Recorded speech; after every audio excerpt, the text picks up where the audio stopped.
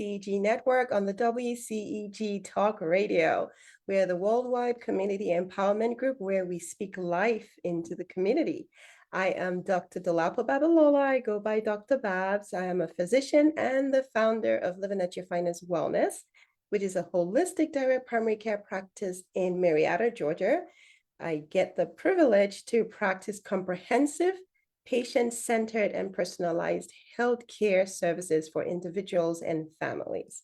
It's my honor today to be your show host for this evening's segment on the holistic perspective. We are here to enrich you and to inform you about lifestyle-related, holistic-related, whole person health and wellness resources to keep you strong and well.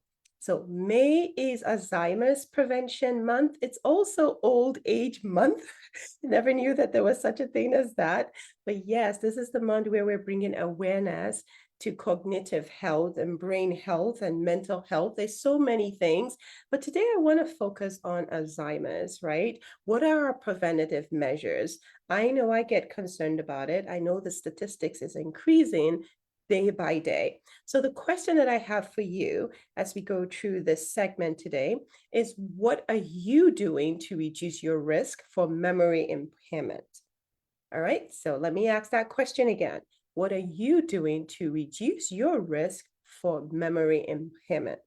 So my goal this evening is to discuss the stats, right? What are the risk factors for Alzheimer's disease? What is it even? What is it? How can we prevent it? And then I'll go into commonly asked questions. So tag your friends. Thank you if you're already showing up, if you're watching this in a replay, but please tag your friends, share with your neighbors. I want you to stay updated with all the great things that we provide on the WCEG network. We are live on all social media online streams, right? Just name it. The YouTube channel, IG, Facebook, Twitter, even the radio network. We also have an app, a mobile app, a free mobile app. So stay connected with us, right? We are here to make meaningful impact. So we appreciate your time and your support in spreading the word about this amazing organization. So before I get started, though, I have two important announcements. The information shared here on this talk radio is not necessarily intended as medical advice. So not at all. I'm not previewed to your individual situation. It's just general information to empower you and enrich you so that you know how to, bring these issues to your primary care doctor. And then the second thing is my views, any of the co-hosts, it's not necessarily the views of the WCEG network radio. So just wanted to get that out of the way. And I like to start with a proverb or an adage or a quote that I always like to start off before we get into the show, and it's all tailored around the topic. So today's quote is, "The brain is a muscle that can move the world." Yeah. So the brain is a muscle that can move the world. So muscle is movement, right? Muscle is longevity. So the brain is a powerhouse. And that was by Stephen King.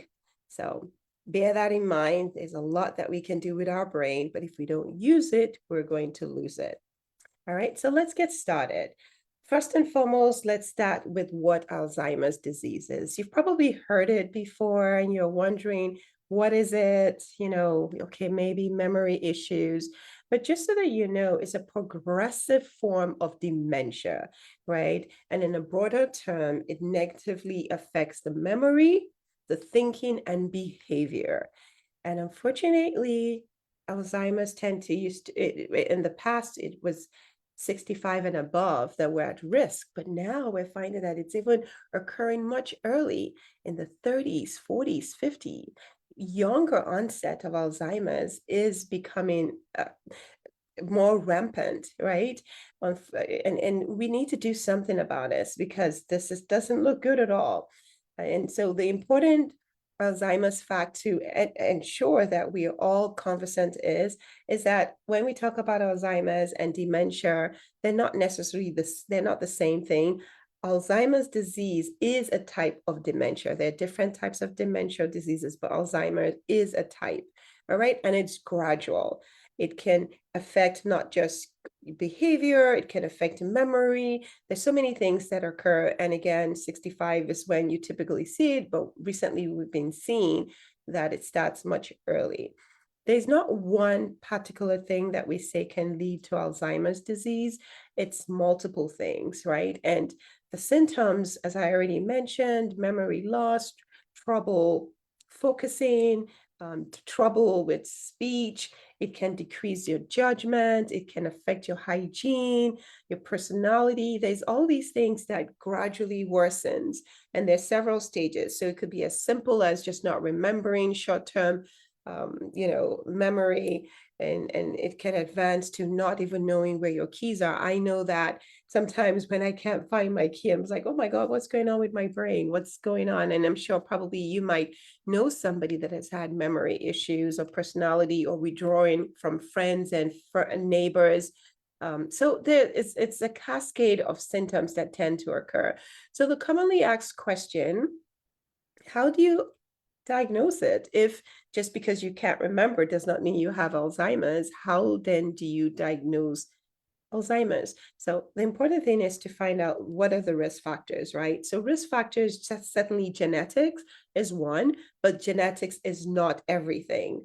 It's pretty much lifestyle, also lifestyle. So we've heard, and I've mentioned it on this segment on the holistic perspective time and time again, that our genetics can really just give you an insight to what we're at risk at, but the environment and the lifestyle is what tailors the manifestation of those genes. So just because there's a genetic predisposition does not mean that you necessarily have to go down that line. So I just want to put that out there so that we don't get nervous and anxious about, but it's good to be on alert, right?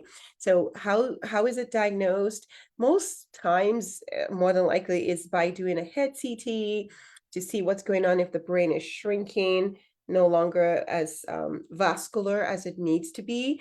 If there are plaques, we call them the amyloid plaques that tend to accumulate, that can cause shrinkage of the brain. So all these things play a role. Suddenly paying attention, doing a full physical of the patient, seeing what's going on with their brain, see what's going on with their behavior, and some blood tests. Some, depending on what's going on, you can make a deduce if there's something going on with the brain, checking your thyroid, checking your vitamin D. So there's a lot of things that can be done to make a diagnosis, but you can't do this on your own. You would need to consult your doctor. So certainly an MRI, a CT scan, all those things would be important. Some genes, you can check for genes. So those are some of the things that I want to emphasize in terms of what Alzheimer's is, which is a type of dementia. Yes, genetics, yes, older age, but we're finding it in younger age. Some of the habits, unfortunately, is lack of sleep, because when we don't sleep, what happens? We are accumulating the amyloids, right? So sleeping is what we call consolidation and clearing and cleaning. So it's just like if you wash, you're cooking, you use plates and you just pile it up in the sink and you don't clean it out. You keep piling it up. That's what happens when we do not sleep. When we don't sleep adequately, have restorative sleep, that means you're depriving your brain of clearing out those plaques, those amyloid plaques that can accumulate over a period of time to affect the brain structure. So that's certainly lack of sleep. Nutrition is also a key one. What we eat, they say we are what we eat. So that goes for the brain.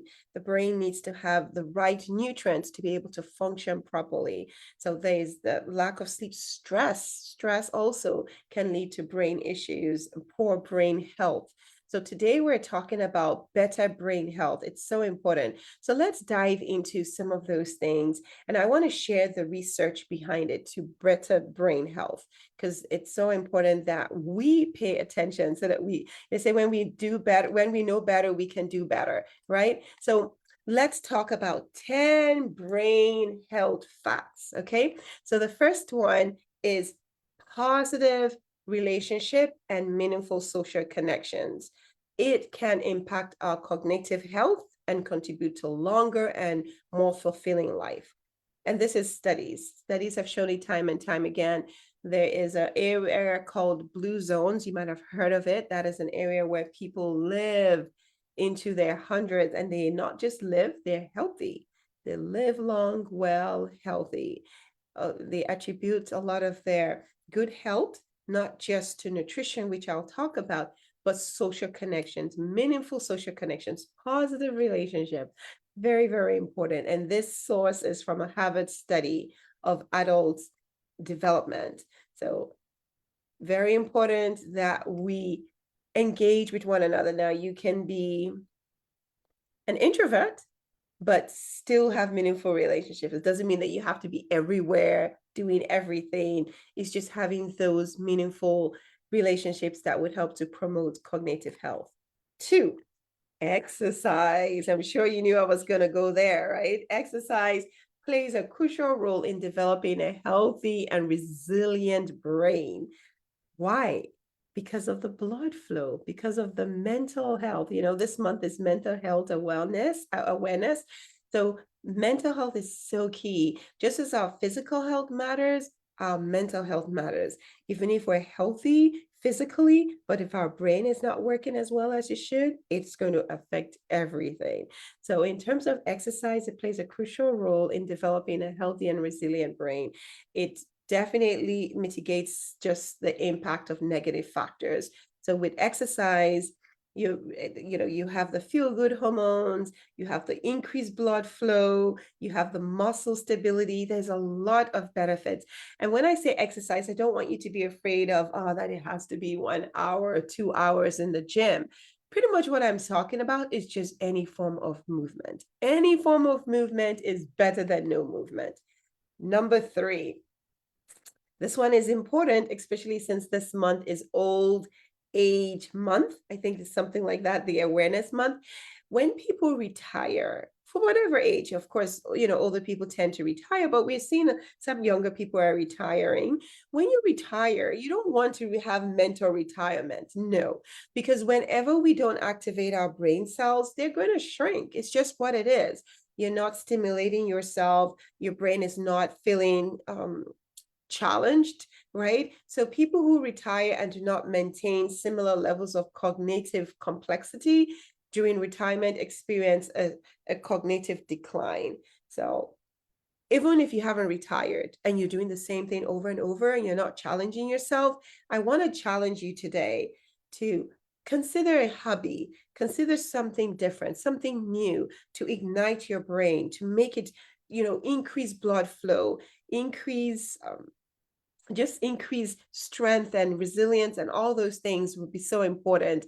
And this is key because studies have shown that when people retire and they just stay at home, don't do anything, lie on the couch, like couch potato, like they say, not only are you gaining weight because you're not stimulating those muscles, right? You're also affecting the brain. So let's go to number 4. And this is more for women, especially in the perimenopausal stage. Now, for women, it is true if we're perimenopausal, and what that means is around menopausal age, and that's usually between 45 and 55. That's when we become menopausal, meaning that the estrogen that is secreted from the ovary begins to decline. And then we have a lot of changes that occur in the body. Menopause is just pretty much one day where after 12 months of not seeing your cycle, you're 12 months free of having a cycle, then you become menopausal, and then you become postmenopausal. So that means after menopause.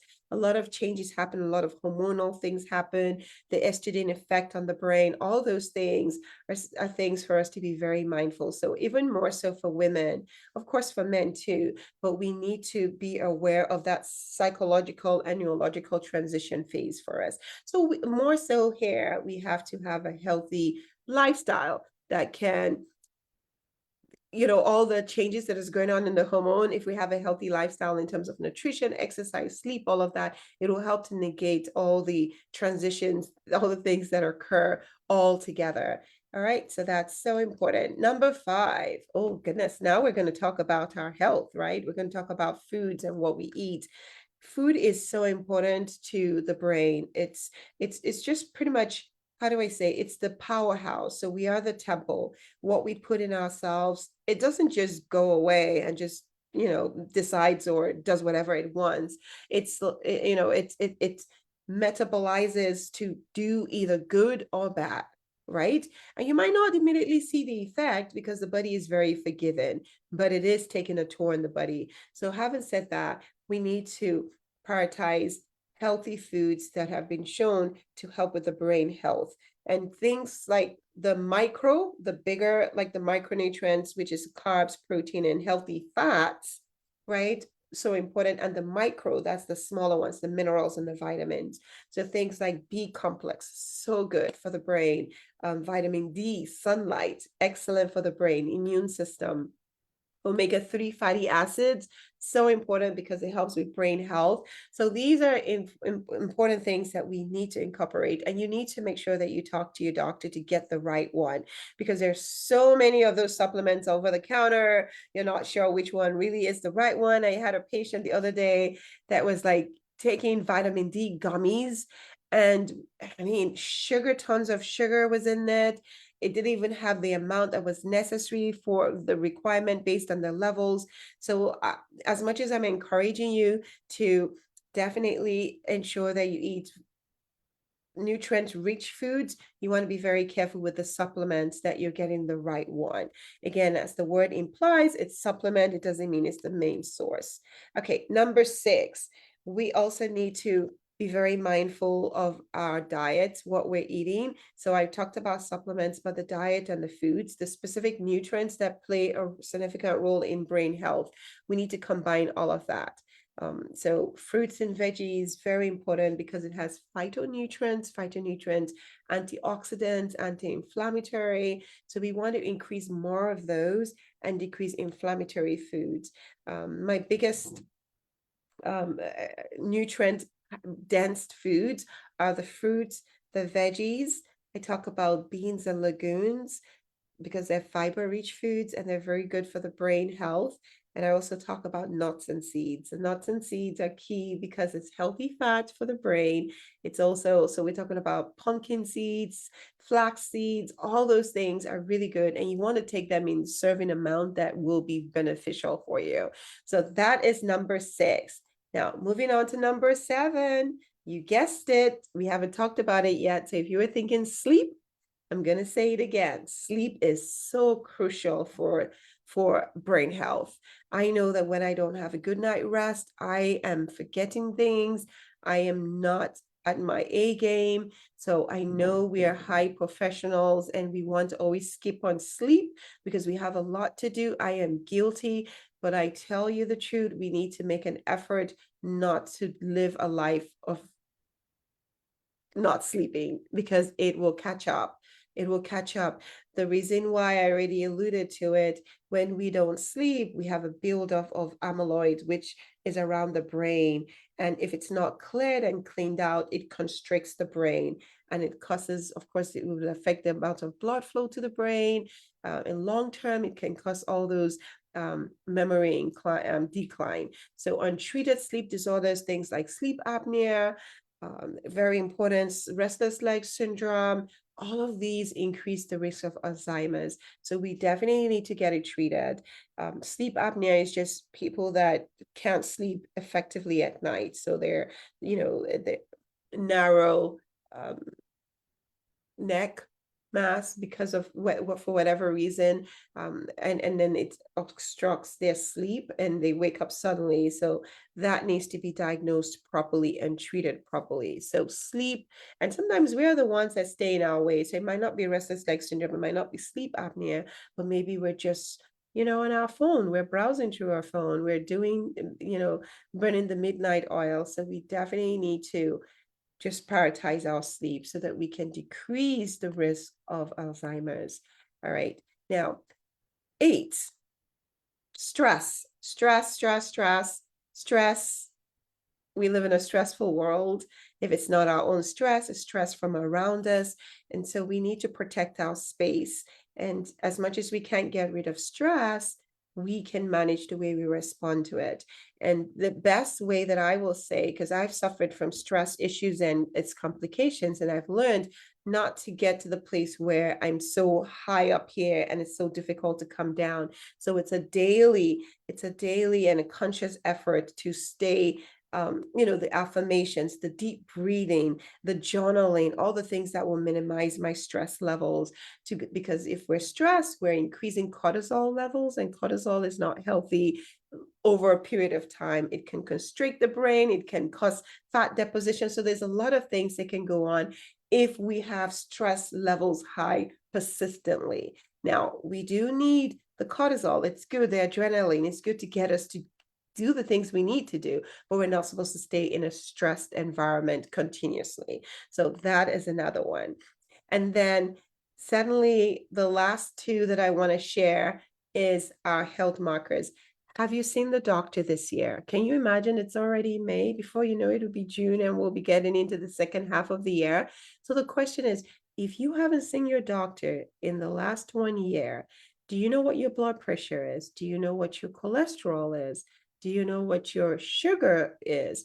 So if you haven't done those, you need to check those numbers. You need to know what they are, because they work together. They don't work in isolation. So if your brain, if your cholesterol is high, but yet you're sleeping well and all of that, yes, you're doing well on one aspect, but are you affecting the other aspects of your body, of your whole health? So you really want to make sure that you have the whole picture. It's a comprehensive whole person approach. So you want to check in with your doctor, know what your numbers are, see what you can do to improve your overall health. So those are the things that I want to mention. I've mentioned 10, right? I've given you quite a bit of things to think about. Reduce your stress, anxiety. I talked about your nutrients, your food, your vitamins. Talked about sleep, right? All these things are so important to ensure that you have strong brain health.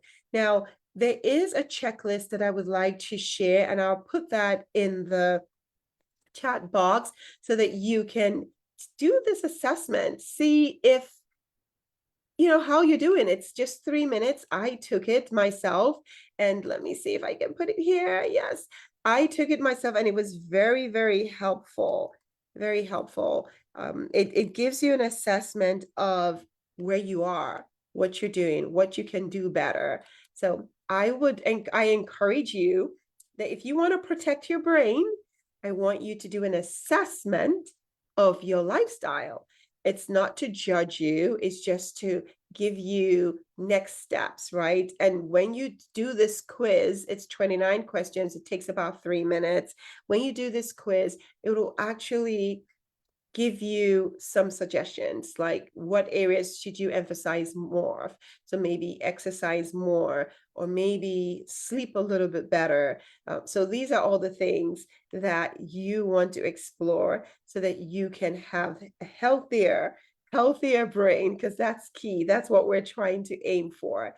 So some of the questions that are asked in this quiz, as I said, it's 3 minutes. It's asking you questions like, how many times a day do you eat white rice, white bread, flour, dessert, or refined foods? As you've already guessed, those foods have no nutritional value. So if you say none, okay, that's good. If you say 1 a day or less, if you say 2 times a day or 3 times a day or 3 times a day, then you know that's something you need to work on. Other questions: how many sugar-based snacks? This is all processed foods, and processed foods have no role with the brain. It doesn't even, imagine eating all those things and you call them food. They're not food items at all. It's not digested and not processed properly. So you're still feeling hungry. That means you're depriving your brain of nutrients, and the brain needs nutrients to grow, like the healthy fats.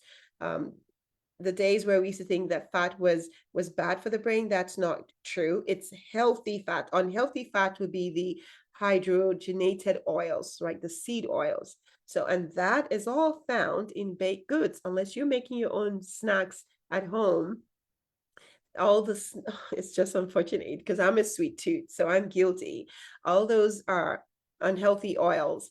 Another question is, how many times a week do you eat fresh only oily fish. So things like salmon, sardines, herring. Some people don't like fish. So there are other ways you can get your omega-3s, right? So you can get them from nuts and seeds. That's why. But if you eat fish, the question is how many times are you eating? Unfortunately, with all the mercury right now and all the farm-raised fish, you have to be very mindful of what you're eating. All right. Another question is, do you take a fish oil supplement that contains omega-3 DHA? So just a few words about omega-3. Again, it's the protective layer of the brain. It helps to build strong brain health. And when it comes to omega-6, we have so much of that because that's found more in the industrial oils.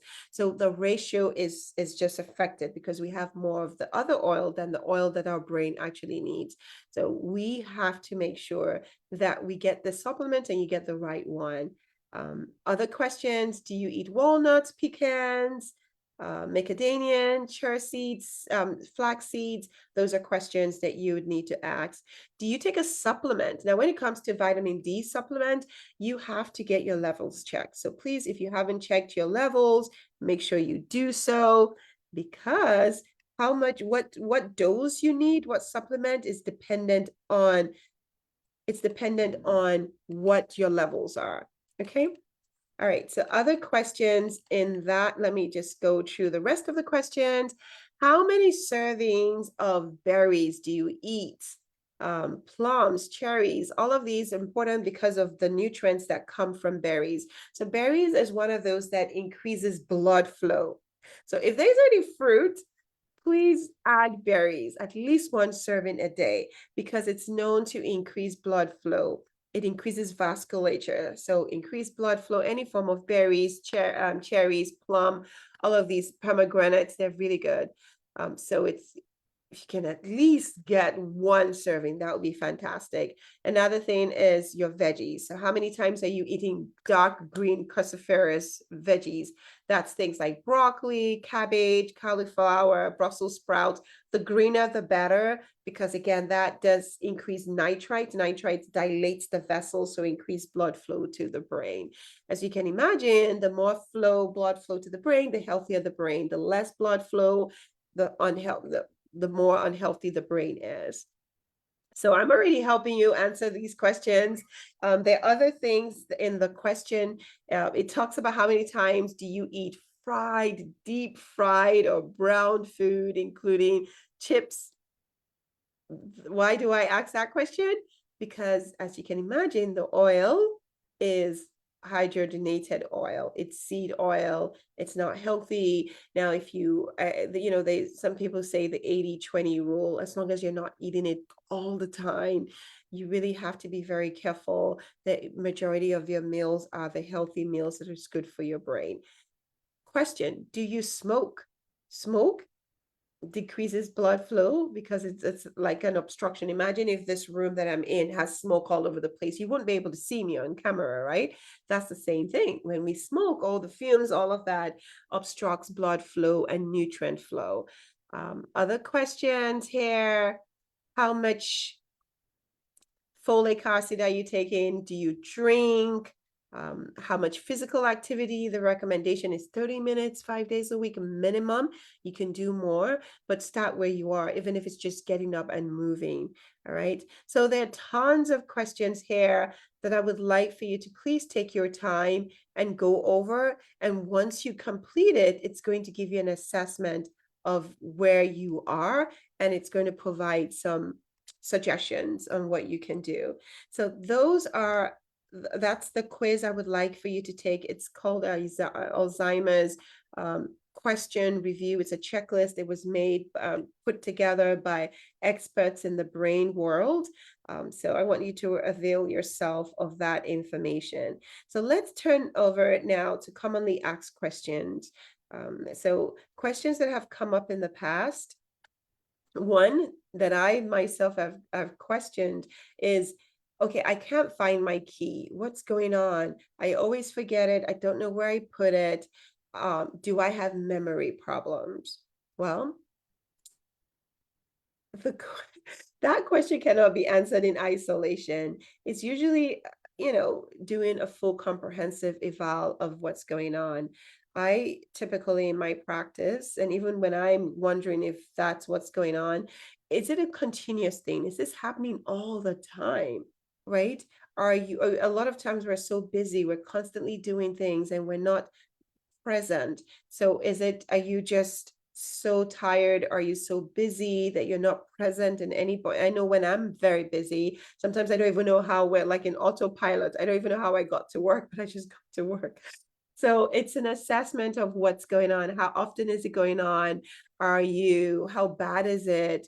And then of course, taking a family history, is there a history of Alzheimer's, doing a lifestyle check? Are you sleeping well? The reason why sleep is so important is because there's several cycles of sleep, and if you do not tap into not just the deep sleep but also REM sleep, which is the dream sleep part, then you can be missing the part where your brain is consolidating. So consolidating meaning that you sleep, and then all the things that you've done and learned, it's supposed to sort things out and consolidate it. But if you're missing that part of sleep because you're only sleeping 4 hours instead of the 7 to 9 hours that is recommended, then you're missing that aspect of sleep. I've had patients, all we had to do was just improve their sleep, and the memory issues got better.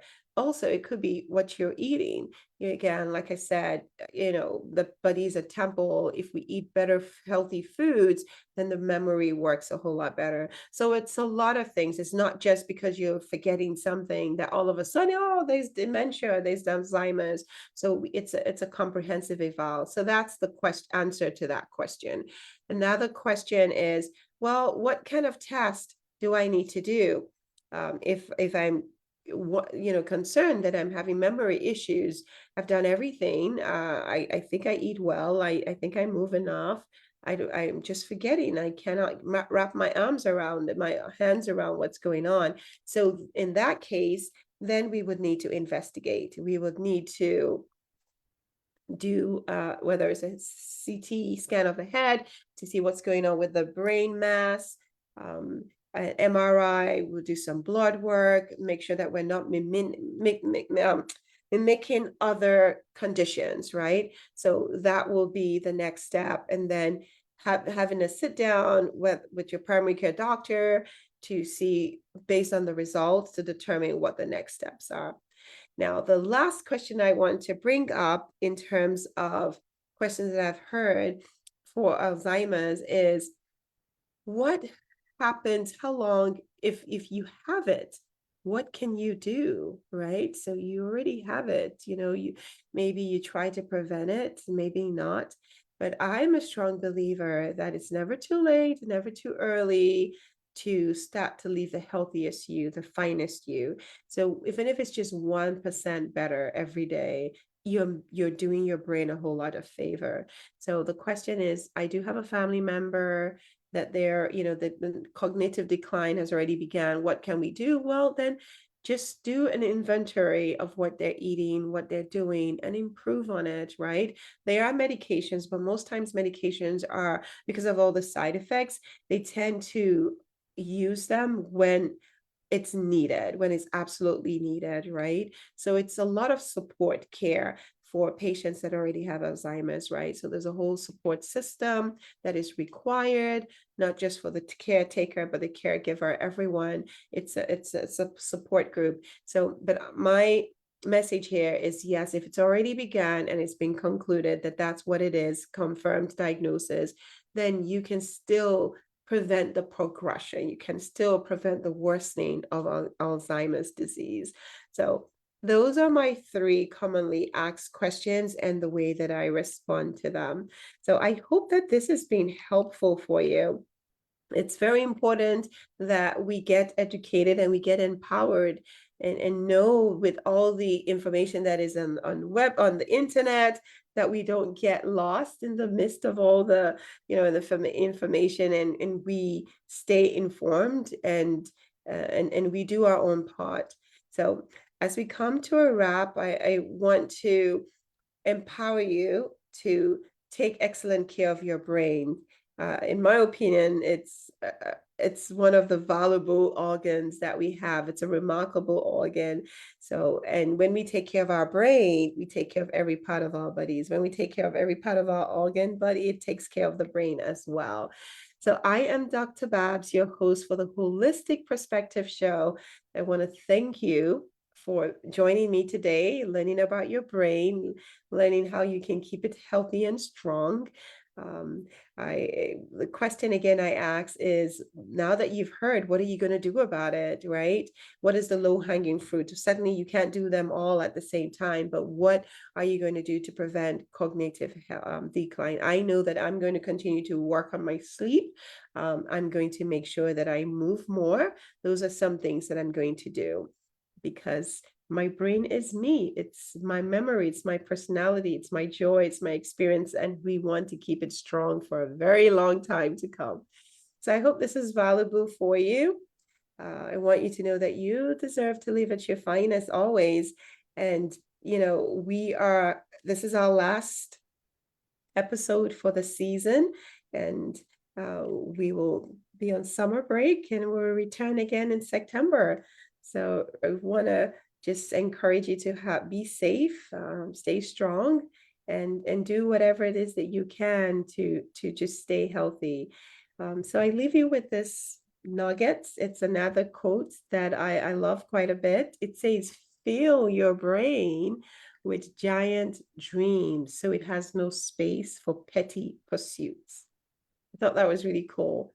Fill it with giant dreams. And, when you do that, you're developing good neurons, right? You're developing new neurons. The brain it's what we call the brain is plastic. It can mold. You can mold it and reform and develop new neurons. So it's not rigid where things can get better. Even for the older, I know my mom, she's 74, going on 75.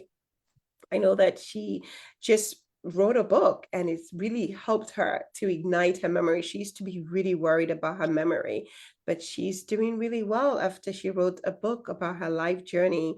And so find something that would motivate you, give you new hopes. Volunteer. It's a selfish act.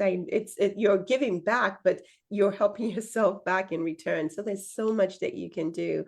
So when you fill your brain with great dreams, there's no space for petty pursuit. Because when we harbor petty pursuits, it's stressful and it prevents the brain from, meeting its full potential. So that nugget is from Robin Sharma. So I hope this has been helpful. I look forward to seeing you back next season in September. So until then, have a fabulous summer. Take care and God bless.